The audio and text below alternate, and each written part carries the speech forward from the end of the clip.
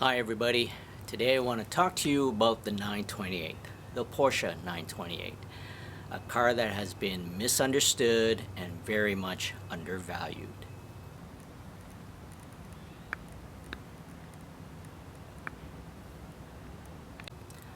The 928. The 928 was created in the 70s.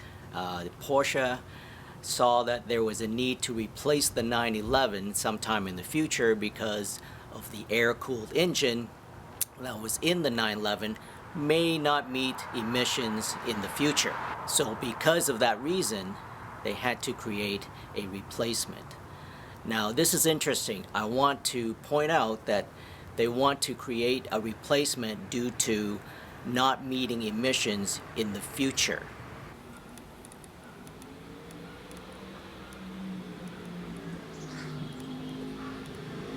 What this means is that they have to take a different direction. So the 928 was not just a replacement, but it was a very different direction for Porsche. And because of that, a lot of comparison between the 911 and the 928, I feel, is unwarranted. And today I want to point out some of these unfair comparisons. My opinion, but let's see if you agree.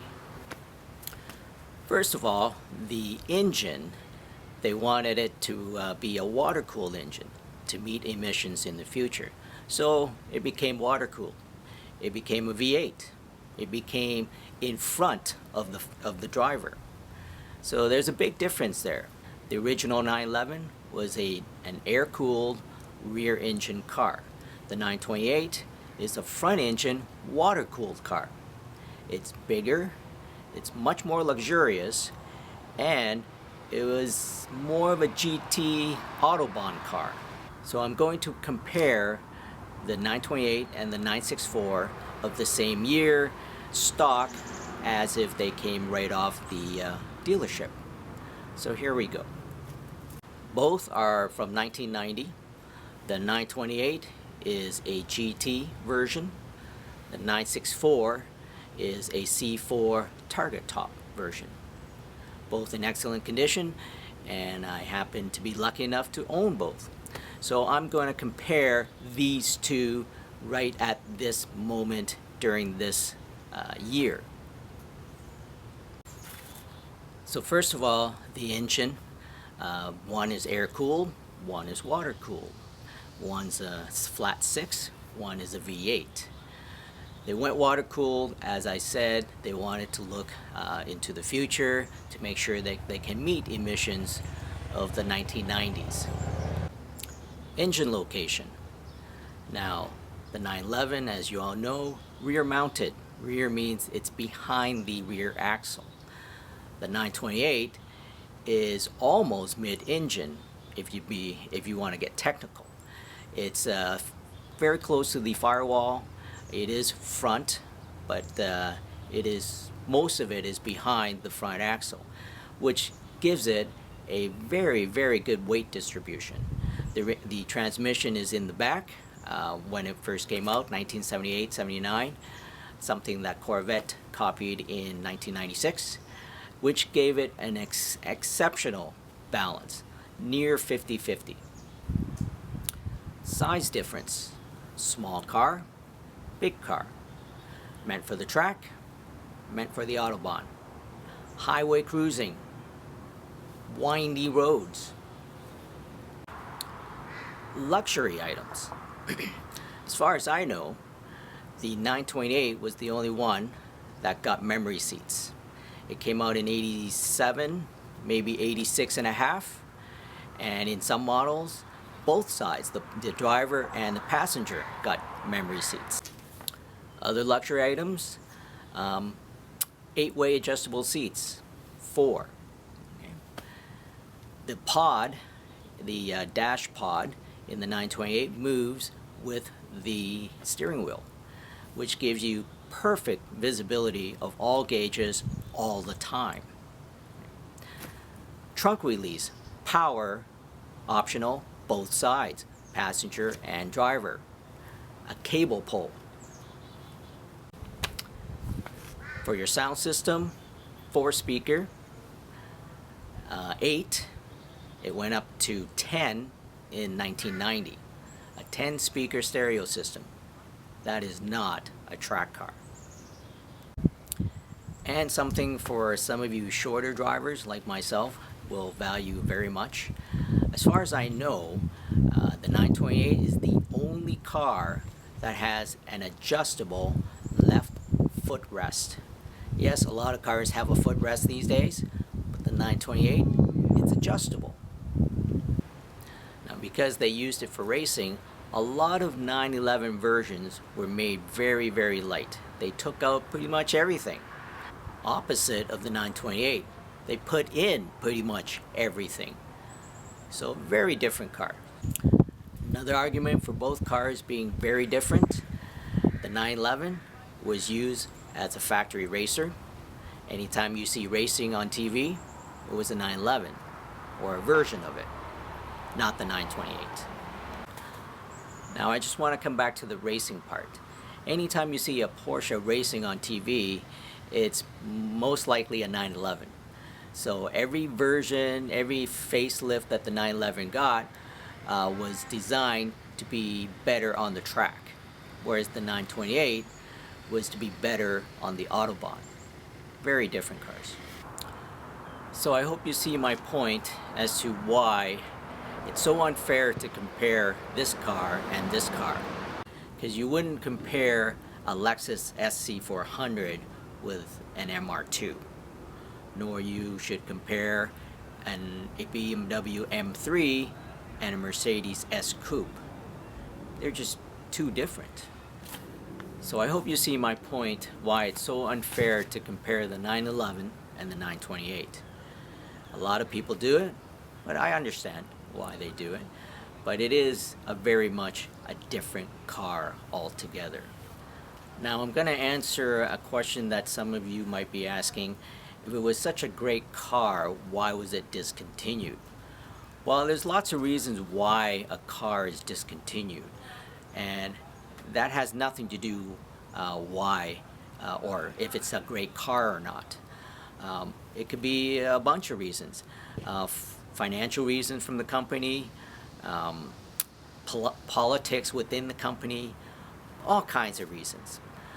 Examples of great cars that were discontinued: the Acura NSX, great car, came out, had a great run, discontinued, but now it's back being a hybrid. But the original one is becoming one of the greatest cars that it was ever made by some, the Toyota 2000 GT.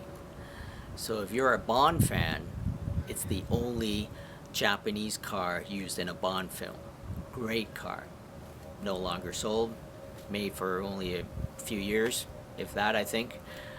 But it was gone. That's a great car. Another car is the McLaren F1. Awesome car. It's going to go down in history as one of the greatest cars. Discontinued. Although it is purposely discontinued, they purposely made a limited production. But the fact is, my point is, just because a car isn't made anymore doesn't mean it's a bad car. Perfect example of this is the General Motors EV1. If you've watched the documentary Who Killed the Electric Car, everyone says it's a great car. No longer made. GM purposely destroyed it. So that ends my part for the misunderstood part. Now I want to spend a short moment on the undervalued part. Now when the 928 came out, most were made automatics, about 75%. And because 75% of the 928s were automatics, journalists just couldn't help it but to compare it to the SL class from Mercedes. So throughout the 80s, it was a common comparison between the 928 and the luxury SL class from Mercedes. So is the 928 a luxury car or a sports car? It's neither, and it's both. It has been compared to the 911, which can qualify for a sports car, but most of the journalists during the 80s also compared it to a Mercedes SL, which makes it a luxury cruiser. Now, because of the comparison with the SL class, puts the 928 into the luxury cruiser category. Other cars that can be in this class, the Ferrari Testarossa, the Jaguar XJS, and maybe the Aston Martin Vantage, the 80s version. Now hear me out. Why I included these cars? Let's just take a look at the 928. Big engine, big horsepower at the time, luxury, great Autobahn cruiser. Now what I just described can be used to describe pretty much any of those cars. So in my opinion, it's more in the lines of those cars than the 911. Very different car. Now I mentioned the four cars that I feel it should be compared with: the Mercedes SL, the Jaguar XJS, the Ferrari Testarossa, and the Aston Martin Vantage, the 80s versions. Now, with the exception of the Mercedes, I think the 920 is much more reliable than the other three. It's German. It's going to work. Okay. With regards to the Aston Martin, I've never owned one, I've never driven one, but it's built by the British. You can figure out whatever you want from that. As far as the Testarossa, it's much easier to maintain and cheaper to maintain. So I think the 928 should be closer to the Aston Martin and the Testarossa end of the spectrum. So, is it undervalued? Very much. The Testarossa is now approaching around 100 grand, maybe more, closer to what it was originally.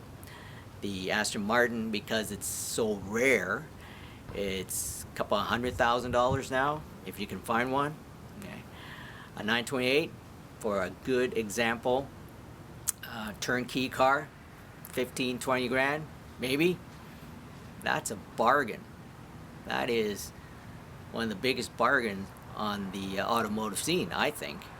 You get a Porsche for under 20 grand, and it is a supercar of its time. So you could see the 928 is not just a replacement for the 911 at the time. It took Porsche in a different direction, a totally different direction. It's a totally different car, and that's just my opinion. But then again, I am very much biased towards the 928. Thanks for watching.